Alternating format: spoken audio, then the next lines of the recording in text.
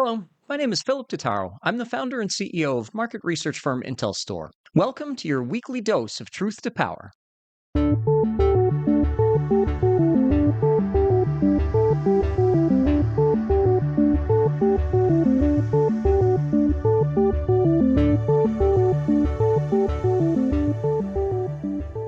Truth to Power examines data driven insights for the energy sector with a focus on renewables. On this week's episode, we'll look at the improvement in wind energy asset profitability in the United States and the impact that the production tax credit has on those profits. Well, the United States saw an improvement in wind energy asset profitability in 2024, and that was largely due to an increase in average power purchase agreement prices. In 2023, by comparison, the US had 20.3 gigawatts of wind energy assets that were not going to break even during the lifetime of the project on the capital that was initially invested. But in 2024, that dropped dramatically to 14.36 gigawatts of projects that are still below the profitability line through the planned end of asset life. This dramatic improvement is largely due to a combination of the PPA prices, but also some slight improvements in the technical performance of wind energy in the USA. Inclusive of utility power offtake agreements, publicly filed corporate power purchase contracts, as well as merchant power prices, the average PPA price for wind energy in the United States in 2024 was just a fraction under $56 a megawatt hour. Compare that to 2023, where it was $36.76 a megawatt hour. Based on IntelStor's analysis, the industry saw an improvement from 2023 to 2024 of more than $190.9 million in net profit to wind energy asset owners through the planned end of asset life.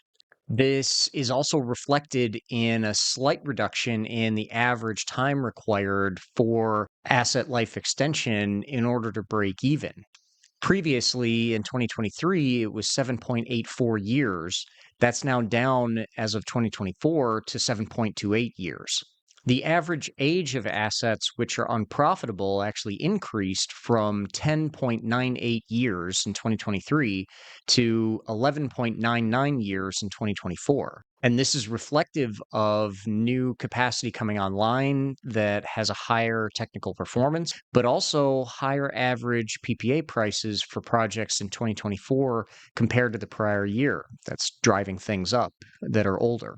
As a consequence, the time frame for full asset payback has dropped to just over 12 years. The uptick in this payback time frame that we saw back in 2020 was largely due to unsustainable power purchase prices in markets like the Southwest Power Pool, as well as out west, since many co ops and community power buying associations and community choice aggregators were able to strike cheap deals for offtake that would allow the independent power producers to jump to the front of the queue for interconnection. Now, revenue to the wind energy asset owners from the production tax credit now tops a total of $66 billion as of the end of 2024.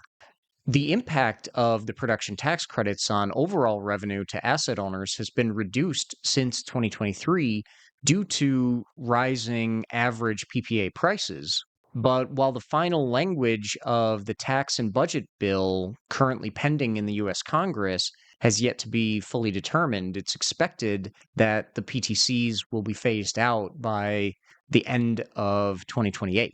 If that happens, the wind energy industry in the US stands to lose somewhere between $12 and $16 billion in PTC revenue compared to the current tax law set forth in the Inflation Reduction Act that was passed in 2022.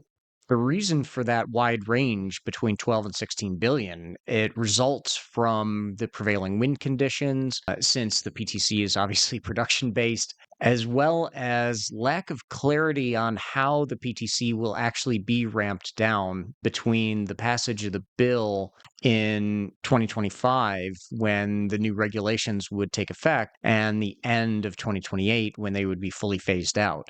Beyond this, much of the planned capacity for repowering projects stands to be largely decimated. Despite the higher than average PPA prices in the US more recently, without the benefit of the production tax credit, many projects that could have been repowered will likely either try to extend the life of the project, awaiting a more favorable administration and Congress that will restore the production tax credits, or else just wind down the project at the end of the planned lifetime. But it underscores how dependent the wind energy sector in the US has actually become on the PTC. The market average in 2024 was for 23.68% of total revenue to wind energy asset owners in the US to come from production tax credits. However, because of the weighting of PTC revenue to the first 10 years of an asset's life operation, some asset owners are just more highly dependent on PTC revenue as a percentage of their total revenue. Projects that have a higher dependence on PTC revenue as a percentage of total revenue, they also tend to show a pattern of poor performance on total net profit to an asset owner. This is mainly due to the production tax credits being used to compensate for a project that probably would not have ever been built without it, because the wind resource wouldn't justify the capacity factor that's high enough to warrant a market average PPA with zero PTC. IntelStor still anticipates interest rate reductions later this year due to an increasing likelihood of a recession. And as a result of those interest rate reductions, coupled with the PPA price stability that I noted, it's highly likely many investors who have currently been shunning wind energy and solar power investments will actually come back into the market to take advantage of the beneficial project economics demonstrated by most projects. Thank you for joining me this week. I'm Philip Totaro, and this has been your weekly dose of truth to power. Follow us on IntelStor's YouTube channel as well as your favorite audio platforms. And visit www.intelstor.com to join more than 200,000 subscribers to our renewable energy data solutions. A full analysis of the USA or any renewable energy market globally is available to subscribers. And you can register today for the next Wind Summit event in Houston this October. Visit www.windsummit.org and join hundreds of your industry colleagues from companies like NextEra, EDPR, EDF, Pattern Energy, Clearway, Apex Clean Energy, and more. We hope to see you there.